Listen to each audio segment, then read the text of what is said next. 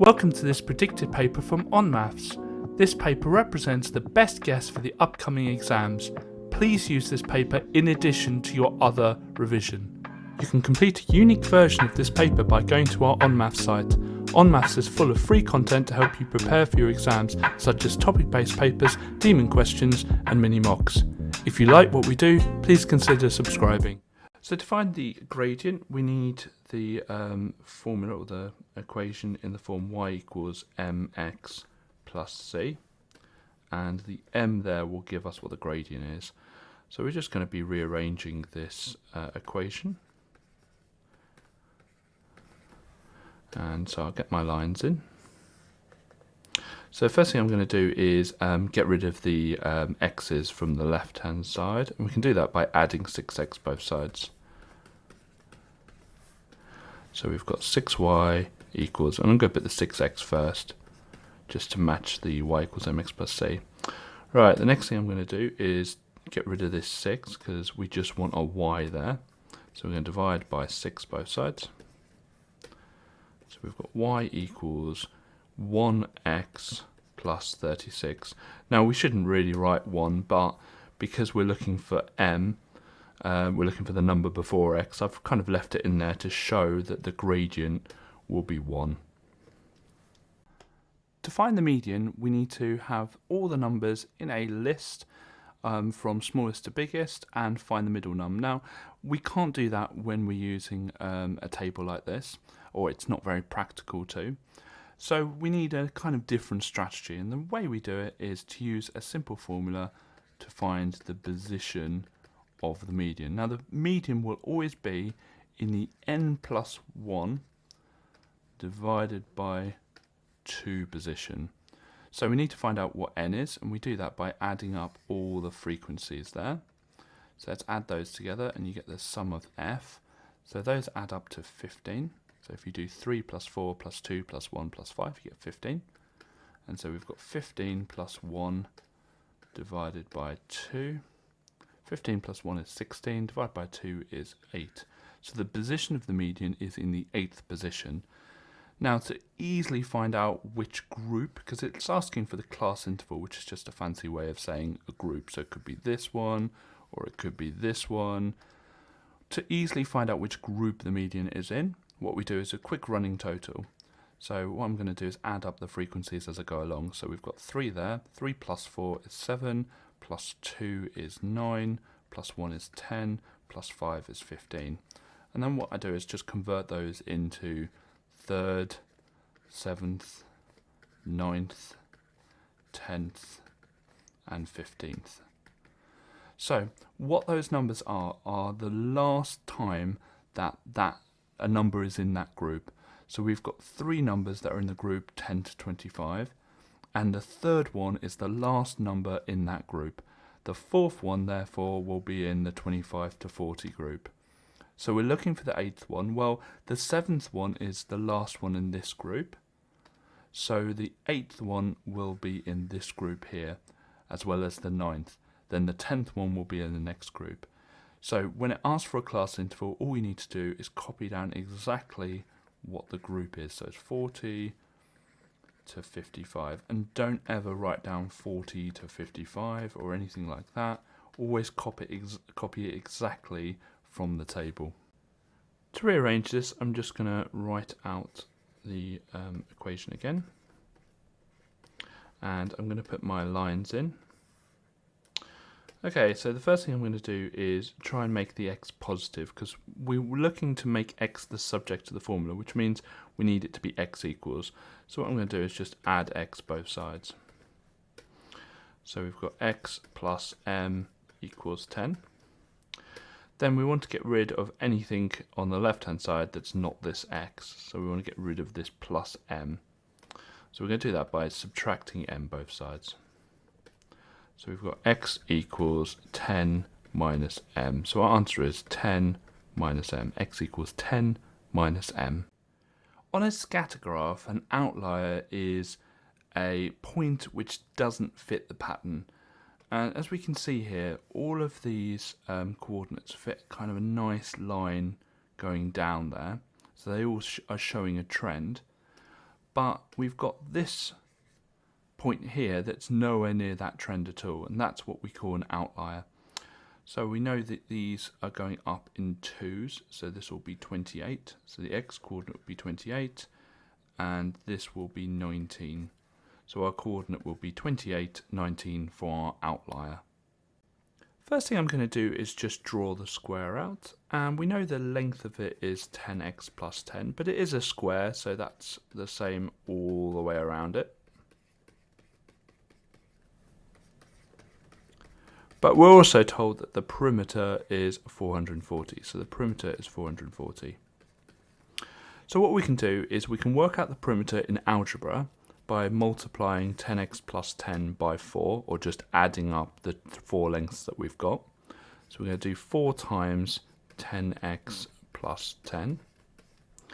But we also know that that is going to be 440 because we're told in the question that the perimeter is 440. So put our lines in because we're going to solve, and we're just going to start by expanding the brackets, so that'll be 40x plus 40 equals 440. Then we're going to get rid of the plus 40 first, so take away 40 both sides. And so that would be 40x equals 400. And then we get rid of the 40 before the x, so we divide both sides by 40. And we've got x equals 10. So our answer is 10. If I start by drawing a number line, and we're going to put the 110 in the middle. Now I'm going to label the next one down and the next one up. It says to the nearest 10, so the next one down would be 100, and the next one up would be 120. Now we're interested in the cutoff, and the cutoff point is between the two numbers. Okay, so that's the cutoff point. If it goes above that cutoff point, it would have rounded to the next number up. So if the number was here, it would round to 120. If the number is on the cutoff point, which we can see is going to be 115, then we know it would round up. So we need to find the biggest number in this part here. So this part here, and it includes this line actually, so it includes this line. So all the numbers that would have rounded to 110 would have been 105, 106, 107, 108, 109, 110, 111, 112, 113, 114, which would be here. But if it was 115, it would have rounded to 120. So 114 is the biggest number it could have been before rounding to 120. And we know it didn't round to 120 because in the question it says it's 110 to the nearest 10. So our answer is 114. So we need to first of all work out what the length of the side of the square is. And to do that, what we do is we get the 44v to the power 4 w to the power 5, and we just divide it by 4. And to do that, all we need to do is just divide the coefficient by 4. So it'd be 11v to the power 4 w to the power 5. Some people will try and do something with the v to the power 4 w to the power 5, but if you think about it, if I just draw out my square, if it's 11v to the power 4 w to the power 5 all the way around, when you add, you don't add the v to the power 4 w to the power 5, it's just going to be 11 lots, another 11 lot, another lot of 11, and another lot of 11. So it's 44 v to the power 4 w to the power 5 in total. And to work out what the area is, we obviously are going to square that. So we're going to do 11 v to the power 4 w to the power 5, and we're going to just times it by itself, which is what squaring means. Okay, so we're going to times the 11s together, so that's going to be 121. Going to times the v to the power 4s together, and remember with indices, if you times two powers of the same base, and they're both v, then we just add the powers together, so that'd be 8. And we're going to add the w to the power 5s together, so that makes 10. So it's 121 v to the power of 8, w to the power of 10. In this question we have a right angle triangle and we know two of the sides and we're looking for the third one, so that screams to me Pythagoras. So Pythagoras is a squared plus b squared equals c squared, with c squared being the hypotenuse. The hypotenuse is the one opposite the right angle, so this is going to be c. And we'll label the other ones a and b, it doesn't matter which way around they go. So a is 5, so it'd be 5 squared plus 12 squared equals c squared. 5 squared is 25, 12 squared is 144. And so 25 plus 144 is 169. Now that's c squared, so we need to solve here, and the way to solve is just to square root both sides. And so it would be 13 equals c. Because it's distance, we don't worry about the negative 13, so just the positive 13. So we know c is 13, so we need to know what the total length around the triangle is. So we're going to add the 5, the 12 and the 13 we've just found. When you do that, you get 30. So we know there's 30 meters in total. Now it does say that we need 90 milliliters of paint per meter of wood. So the amount of paint needed is going to be the 30, because that's the total distance, times the 90, because we need 90 for every meter of paint. 3 times 9 is 27, and then put the 2 zeros at the end. So the answer is 2,700 milliliters. So the first thing we notice is the coefficients of the x's and the coefficients of the y's are different. But if we look at the y's, they are very similar. So we've got 3y and we've got 6y. So all we need to do is times everything in the top equation by 2, and then they'll be matching. So we're going to write out the first equation again. And what we're going to do is we're going to multiply everything in it by 2.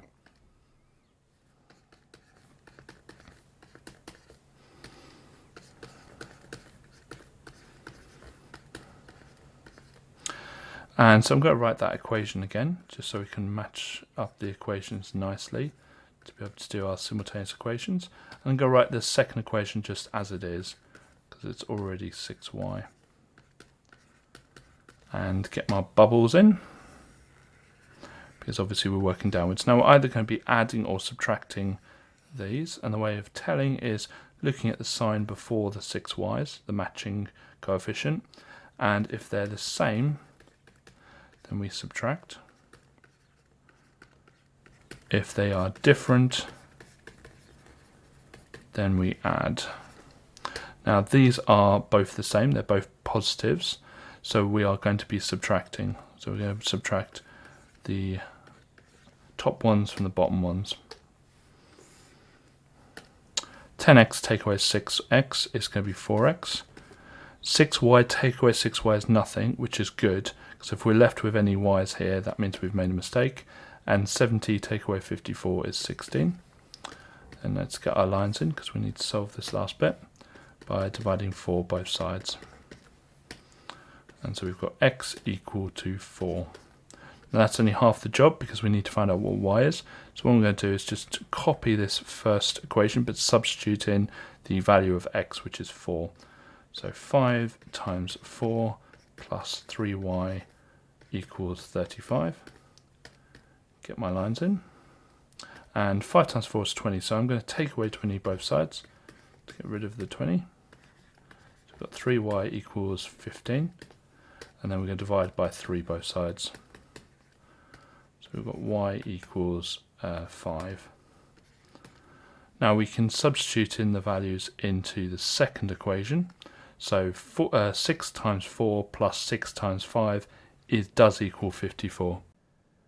So this question will probably need a Venn diagram just to make it a bit easier. So I'm going to draw a Venn diagram. You don't need to. If you can work out how to do this question without, you can do. But I think this is a really tricky question to do without a Venn diagram. So it says that they picked 2 activities. It was either painting, which I'll put as a P, and sport, which I'll put as an S.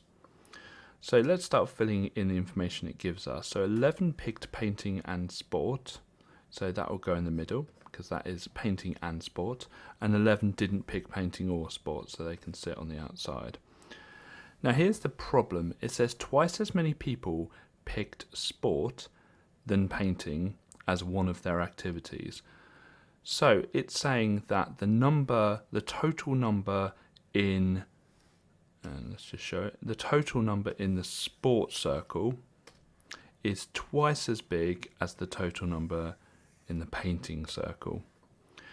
Now, what we can do is we can say, okay, so if the painting we label as X, then the sport will be 2X. But if you look, we've already got a number already in the sport, that 11 there. So in algebra, this will be 2X, take away the 11 that we already know about. And the painting is the same. We know the whole thing is X. So what we're going to do is we're just going to take away the bit we know there, which is the 11, and it will be X minus 11. Now we know that there are 66 students in total. So what we can do now is add up all of the parts of the Venn diagram and get it equal to 66. So X minus 11 plus 11 plus 2X minus 11 plus 11, and all of that will equal 66. This is going to be some solving, so we're just going to put our lines in. Now here we've got X plus 2X, which is 3X. And if I put my tool right, there we are. And we've got minus 11 plus 11, minus 11 plus 11. Well, those just cancel out. So we're left with just the 3X equals, and then 66. We're going to divide that 3 both sides. So we've got X equals 22. So if we go back to our Venn diagram now, we can fill in the blanks. So instead of X minus 11 there, we've got 22 take away 11, which is just 11. Instead of 2X minus 11 there, we've got 22 times 2, which is 44, take away 11, which will be 33. So it says, find the amount that picked sport and not painting, which is this 33 here. So for this question, we're just going to subtract the tops and subtract the bottoms. And so we've got 5 take away 7 at the top and 3 take away minus 3 at the bottom. 5 take away 7 is minus 2. 3 minus minus 3, well, 2 minuses make a plus, so that's going to be 6. So our answer will be minus 2 at the top and 6 at the bottom. This question is the same as questions you get where you've got y equals 8x squared and you've asked to find what y is when x equals 3. The questions are exactly the same, but instead of y we write f of x, and this is saying that the function is 8x squared and we want to feed in the 3 into the function. So it's going to be 8 times 3 squared, and 3 squared is 9, and 8 times 9 is 72, so the answer would be 72. When asked to simplify a surd, and this actually isn't a surd until we've simplified it, it means to get rid of, or to get the square root as small as possible. And the way we do that is we write down the factors of the 48 first. So we've got 1 times 48, we've got 2 times 24, 3 times 16, 4 times 12, and we've got 6 times 8. Now we want to look and see where the largest square number is. So we've got the 1 there, we've got the 4, and we've got the 16. So the 16 is the largest square number. And so what we're going to do is we're going to rewrite the root 48, but instead of root 48 we want to split it up into square root 3 square root 16, but always put the square number first. So I'm going to write it as root 16 times root 3.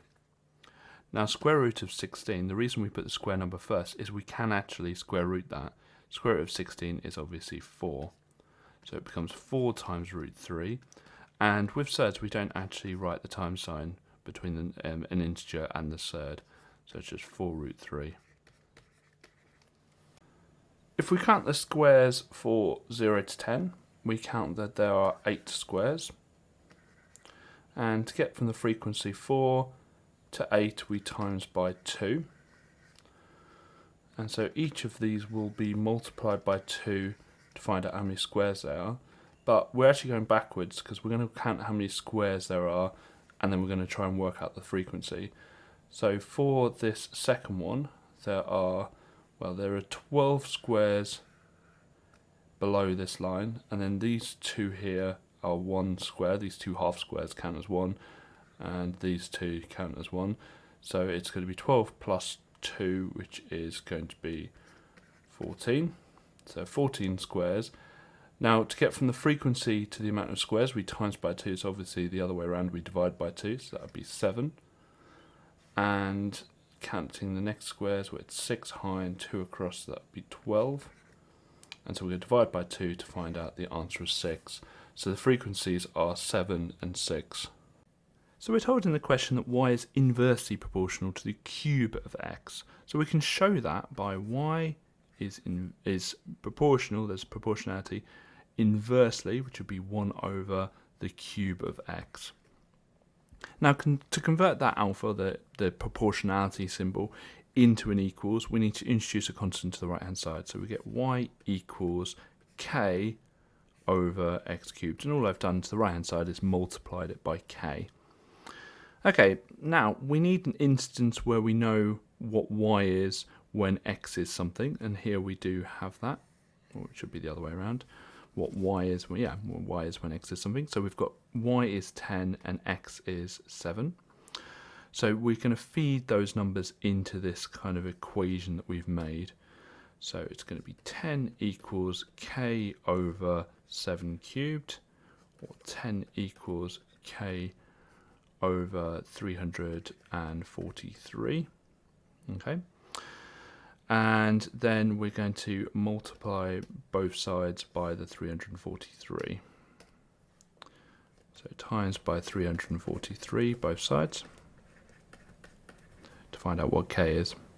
And I'm just going to swap them around just to give myself a bit more space. And we're going to have k on the left hand side here. So that would be 3,430. So k is 3,430. So what I'm going to do is just rewrite this equation here. But we know what k is now. So it's y equals 3,430 over x cubed. And that actually is our answer. So there are many ways to solve a quadratic, but in this question we're specifically told to complete the square. So I'm going to start by just copying down the question. And when we're completing the square, we're interested in the x squared and the x term. And we start by just writing down a bracket with x, and then we're going to add or subtract the coefficient of the x term, half of it anyway. So the coefficient of the x term is minus 12, so half of that is minus 6. Close the bracket and write squared. Over here we're just going to see what that gives us. So it'd be x minus 6, x minus 6. And that would be x squared minus 12x plus 36. So this creates a plus 36 we need to get rid of. So we're going to take away 36. Then we've got the minus 20 from the question, and then it's an equation, so we get it equal to 0. And then finally we've got x minus 6 squared. Add the minus 36 and the minus 20 together, and you get minus 56 equals 0. Now we solve it, so we get our lines in, and let's solve this. So I'm going to use all the same colour maybe in the equation now. So we've got minus 56, so we're going to add 56 both sides to get the right function. So plus 56 both sides, and that will give us, that will leave the x minus 6 squared on the left hand side equals 56. We're going to square root both sides. To get rid of the squared, so x minus 6 equals, and then square root of 56, we just leave as root 56, and then we're going to add the 6 to get x equals, and that will give us x equals, and then we've got a 6. Now when you square root 56 you can get a plus or a minus, so it'd be plus minus square root of 56. So my answer would be 6 plus minus square root of 56. So we're going to just quickly write out our sequence. So 9, 22, 41, 66 and 97. And we're going to find the differences of each of them. So that's going to be plus 13. Then we've got plus 19. So they're different already. We know that it's not a linear sequence. And that's going to be plus 31. So we now look at the difference of the differences. And so we've got plus 6 again, and plus 6 again. When you have a difference of differences, it's going to be a quadratic sequence.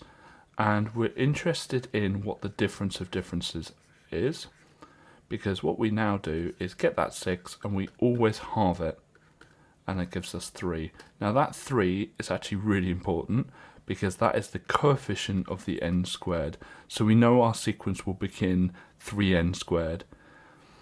So we're going to do a table now to see what the rest of the sequence will be.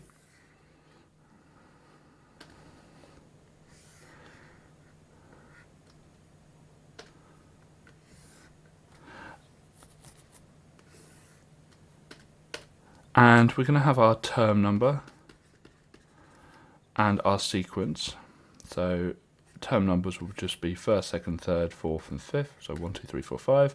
The sequence is just 9, 22, 41, 66 and 97. Now we know that 3n squared is part of our sequence. So what we're doing now is just removing the 3n squared bit and see what we have left over.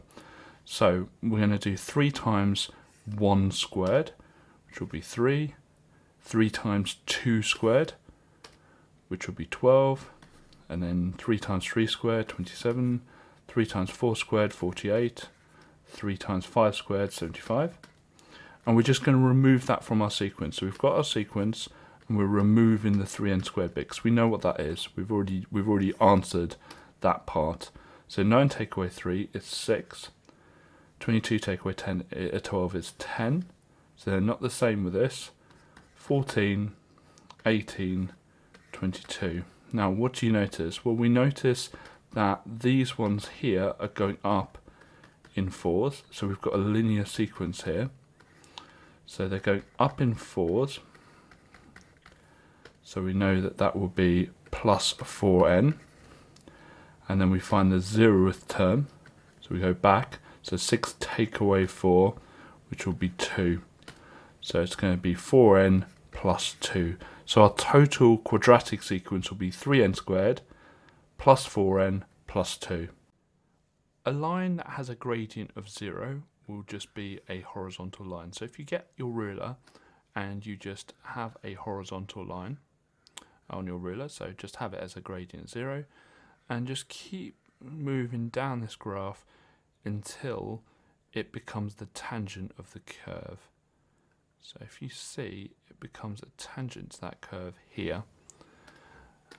Where is it a tangent to? Well, it's a tangent to this coordinate here, which is at x equals 2.5. So we've got x equals 2.5, and you can see the y is 2. So the coordinates are 2.5 and 2. You can complete a unique version of this paper by going to our onmaths site. onmaths is full of free content to help you prepare for your exams, such as topic-based papers, demon questions and mini mocks. If you like what we do, please consider subscribing.